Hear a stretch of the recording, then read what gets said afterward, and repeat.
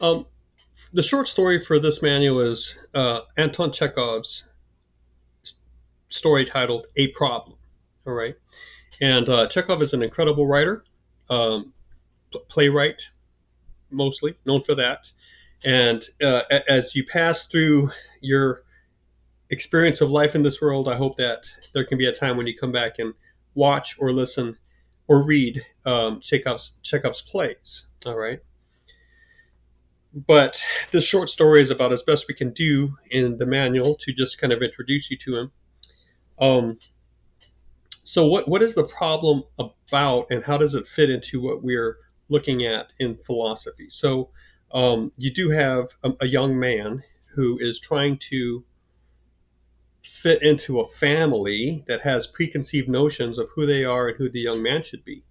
And the family is well known and respected in the community. You need to look at the male and the male figures in this family and what branches of society they represent. And it's as a Western story from that age, it's going to be very patriarchal, but that's not really the point of the story. We don't need to let that distract us. I want you to look at the way that the family realizes they have a reputation to maintain. And they also realize in that inner room that the reputation is flawed. So you have this cohesion of identity they want to preserve, while the core members know that that is not exactly who they are. They have knowledge that allows them to have ideas about themselves that actually correspond to their own reality. Like they are being duped. They are ashamed of someone. This someone is not who the community thinks the family is. Okay. Um, so you have this young man who gets in trouble and um, is understanding how it can be fixed and what can happen, but there is something going on in this young man, and there is a discovery in process. Okay, by not only the family, especially the uncle, and but also the young man himself. Now, just a quick aside, but in the uncle plays a special role in certain cultures, certain literary or narrative scenarios, because your father and mother, okay, and you as a son, or a daughter, but let's just roll with what the story gives us. Um, Everyone in the community knows that you came from your mother, so that's not really in question. You come from your mother, but was your father the one that impregnated your mother? Was there adultery there? So no matter how clean the thing looks on the surface, you don't know about your father, but you know about your mother, that you come from your mother, you come from your mother's flesh and your mother's lineage. Okay, so if your mother has a brother and this is your uncle, you know that connection has to be there. Okay, so if your mother and her brother came from their own mother, then you know that there is flesh and blood in your grandmother, your mother, your mother's brother, which is an uncle, and now you. So when it comes to lineage, right? When it comes to really settling the identity of a thing, you're going to find a surprising amount of literature in the West, and not always the West, but here in this case, Russia. So that's really not the West. Let's just say you're going to find a lot of literature all over the place that's going to talk about the uncle as being the privileged male in a young man's life. Okay, well, let's get back on track here. It's interesting that the uncle is used here to lead this young man into a self-discovery, and we know this happens because the young man tries to play along for a little bit, finally falls apart, realizes he's a criminal, and rushes out of the house. And this revelation happens concerning money and the lending of money, and the blackmailing that the young man does for the uncle. under a street light. So you have to picture the dark setting and this light shining on the people underneath it, and that's it. Everything else is in darkness. Okay, so this is Chekhov's imagery here to really highlight the self-awareness that is coming to this young man. Okay, so there's a discovery of selfhood here, and the young man gives into it and just decides to live that life. Okay, so what sort of themes are at play here that kind of resonate with what we're studying?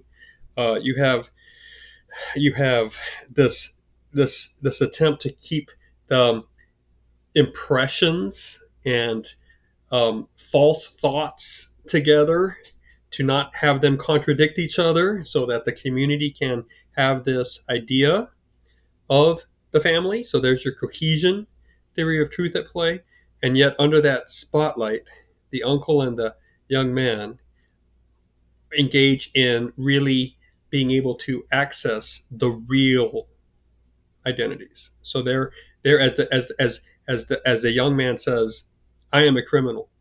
That proposition matches reality. So that young man is privy, or has private knowledge to the reality within through correspondence theory. Okay, and the uncle is able to see what really happens here, and is able to say this action and this language matches up to what this young man really is. It corresponds to the reality here. So there's correspondence theory there. I feel like I might be stretching this a little bit, but what I do want to show you is that as we work our way through ideas and we develop language and distinctions that hopefully have true differences, and we come up with correspondence theory and cohesion theory, you need to be able to see these concepts are fertile. Okay, you can use them in different areas. They have range, they have scale, and these are what we mean when we say these are tools of the mind, because you're getting a new mental tool to use to find new angles to think about something, which is one of our big goals, is that kaleidoscope sort of thinking, that rotational thinking, where you're able to think about something directly, but also from different angles, and to move around it, if you will, looking at it from different angles, from above, from below, from around, from behind. That's robust analysis, and that's sort of a rotational analysis. Okay, so you're able to come in from different angles. Very powerful tool, but you have to put in your time. You have to pay the dues for that, and part of the dues is not skipping through the work in this manual. If we ask you to read a story, you've got to read it, and then you say, "Well, I'm super busy." We're all busy. We are all busy. Okay, I think that if you're going to bet on this, you may as well bet on the proposition that we're all busy. Okay, it's 5 till 2 in the morning over here because I'm making sure that I'm getting my work done. Now, that's a little. I need to do better than that. I need to get to bed at a decent time. But there's work involved here. There's sacrifice. You put it in. You pay your dues and you make it work. Okay, and and we see this in really very, very many other cases. You want to get better at something, you got to work at it. Okay, so I want to encourage you to do the reading, to do the watching, to do the thinking, to do the writing, to do the movies, the audiobooks. You got to do it. It's no use fooling yourself. Okay, you can fool us, but you're not going to fool yourself.